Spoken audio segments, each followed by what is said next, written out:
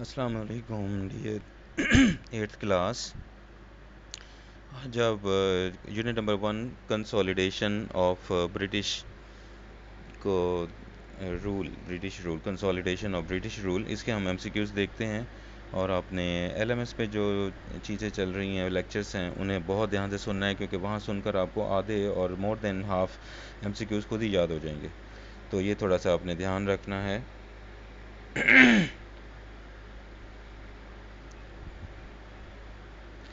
तो पहला आपसे एमसीक्यूज़ पूछा जा रहा है, who was the last Mughal king. आखिरी जो मुग़ल किंग था वो क्या था। उसके लिए आपको आंसर होना चाहिए डी, बहादुर शाह ज़फ़र। और हु रोट द पैम्फलेट असबाब बगावत हिंद।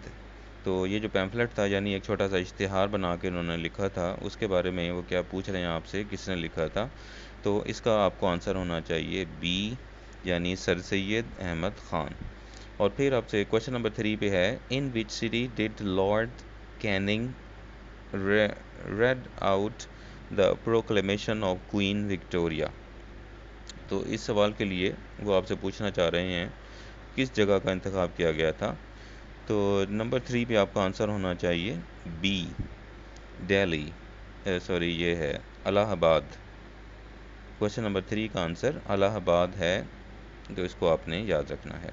इन which year were Montagu Chelmsford reforms announced.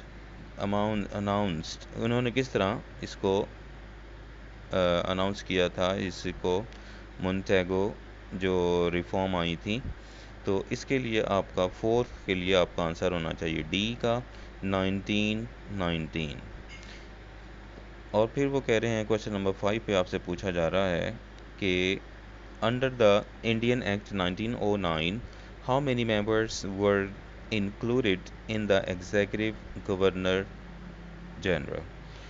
So the council, executive council of governor general. तो इसके लिए कितने लोगों का इंतखाब किया गया था। क्वेश्चन नंबर 5 के लिए आपका आंसर आ जाना चाहिए बी। तो ये 5 आंसर्स होंगे, यानी 5 members. The East India Company was found in. वो ईस्ट इंडिया कंपनी, अक्सर आप इसका नाम पढ़ते रहते हैं, सुनते रहते हैं। तो ये कब बनी थी। फाउंड कहते हैं कि बुनियाद रखी जाने को। तो छठे का आंसर आपका होना चाहिए ए, 1600 एडी के अंदर इसको बना दिया, इस्टेब्लिश कर दिया गया था। क्वेश्चन नंबर 7 से पूछा जा रहा है, the Muslim ruled over Indians for more than. मुसलमानों ने कितनी हुकूमत की थी। 7 के लिए आपके आंसर होना चाहिए बी, 1000 ईयर्स। फिर आपसे पूछा जा रहा है, Charles Wood presented his educational plan which was known as Wood's dispatch. ये उसका कुछ टाइटल था। तो ये जो किया था चार्ल्स वुड ने, जो एजुकेशनल प्लान दिया था, तो वो आपने याद रखना है। क्वेश्चन नंबर 8 के लिए बी आंसर बनेगा आपका 1854 AD। क्वेश्चन नंबर 9 पे आपसे पूछा जा रहा है, the war fought in 1857 in which all Nations participated. 1857 की जो जंग लड़ी गई थी, उसमें विच ऑल नेशंस पार्टिसिपेट, किन ममालिक ने इसमें हिस्सा ले लिया था, किस जंग में। तो आपने इसका ध्यान रखना है। इसके लिए आपका आंसर होना चाहिए बी, वॉर ऑफ इंडिपेंडेंस उसे कहा जाता है। और फिर क्वेश्चन नंबर 10 पे आपसे पूछा जा रहा है, an act was passed in dash under which lord Canning became the first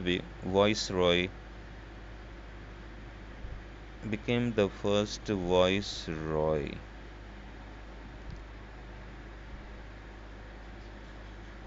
of India. तो ये आपने खाली जगह को, ब्लैंक को फिल करना है।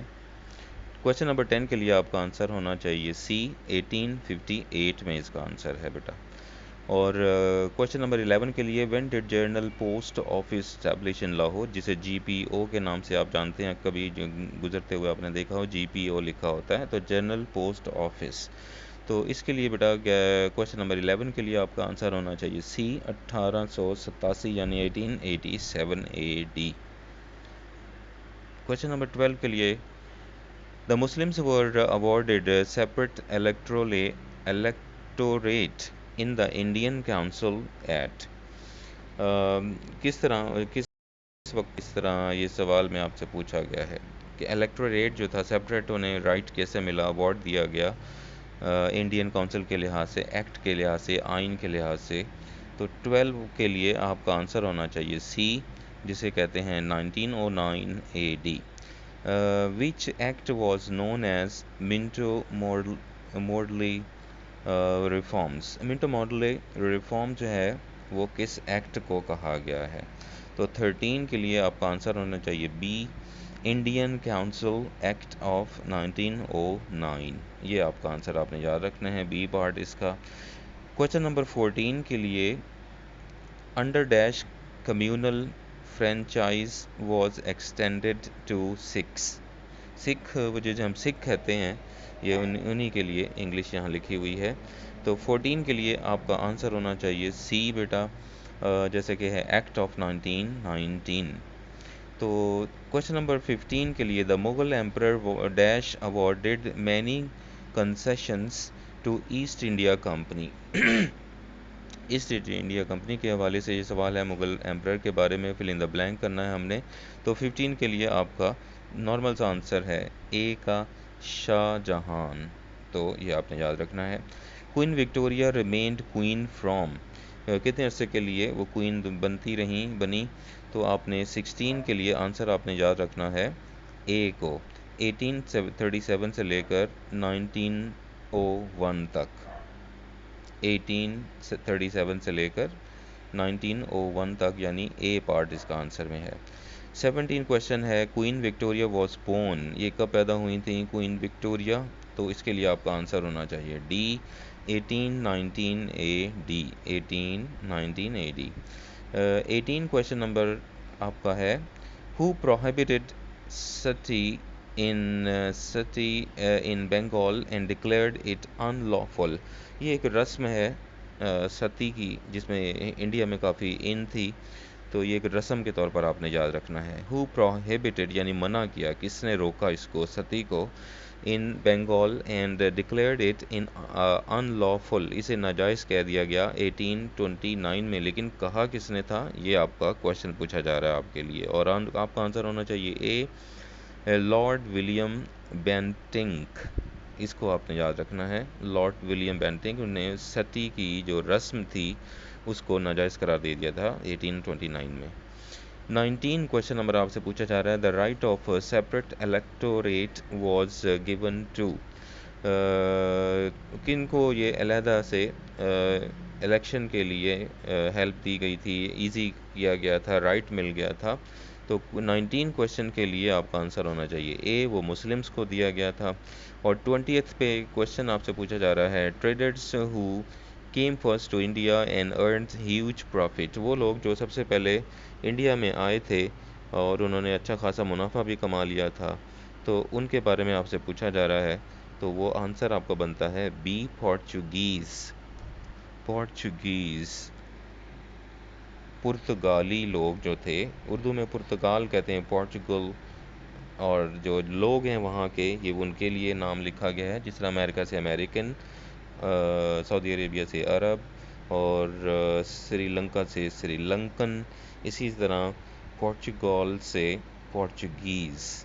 सो ये पुर्तगाल उर्दू में आप जो कहते हो, इसको इंग्लिश है पोर्चुगीज़, लोगों को कहते हैं। तो ये बेटा आपने याद रखना है, सारी वीडियो को गौर से सुने, इसके सारे MCQs को याद कीजिए और बहुत अच्छा याद कीजिए, ताकि आपका ये लेक्चर और टाइम आपका अच्छे तरीके से इस्तेमाल हो।